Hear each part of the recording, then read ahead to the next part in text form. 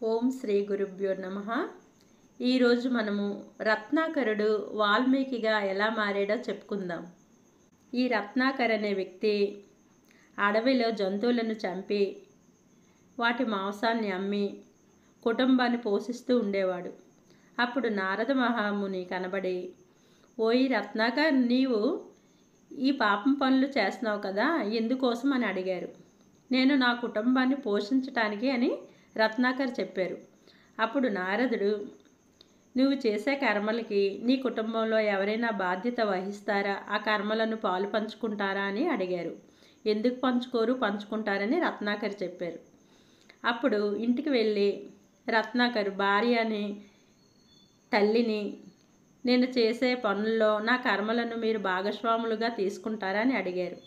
అప్పుడు తల్లి, నీ కర్మ నీదే అని చెప్పింది. తర్వాత భార్యని అడిగాడు. భార్య కూడా నీ కర్మ నీదే అని చెప్పింది. ఎవరి కర్మ వారిదే అని తల్లి భార్య చెప్పేసరికి ఆ రత్నాకర్కి జ్ఞానోదయం కలిగింది. వెంటనే నారద మహాముని దగ్గరికి వచ్చారు. వెంటనే నారద మహాముని కళ్ళు రెండు మూసుకొని కూర్చోమని చెప్పారు. అలాగ కొన్ని సంవత్సరములు అలాగ కూర్చొని ఉండిపోయారు రత్నాకర్. అప్పుడు పుట్టలు పుట్టలుగా కట్టేసాయి అంతా కూడా అతని శరీరం అంతా కూడా పుట్టలు కట్టేశాయి. దీనినే సంస్కృతంలో వాల్మీకం అంటారు. పుట్టని సంస్కృతంలో వాల్మీకం అంటారు. అప్పుడు రత్నాకర్గా ఉండేవాడికి వాల్మీకం అని పేరు ఎలా వచ్చిందంటే, కళ్ళు మూసినప్పుడు రత్నాకర్గాను, కళ్ళు తెరిచేసరికి వాల్మీకిగా అయ్యారు. వాల్మీకి మహర్షి దివ్య నేత్రంతో అంతరంగంలోకి వెళ్ళి బ్రహ్మర్షిగా వాల్మీకి మారారు. కళ్ళు మూసుకున్నప్పుడు రాక్షసుడు రత్నాకరుడు, కళ్ళు తెరిచాక వాల్మీకి అయ్యారు.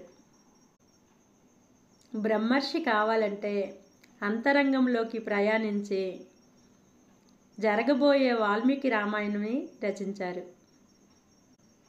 ఒక అడవిలో దొంగ వేటగాడు ఒక పుస్తకం చదవలేదు, ఒక స్కూల్కి వెళ్ళలేదు, ఒక కాలేజ్కి వెళ్ళలేదు.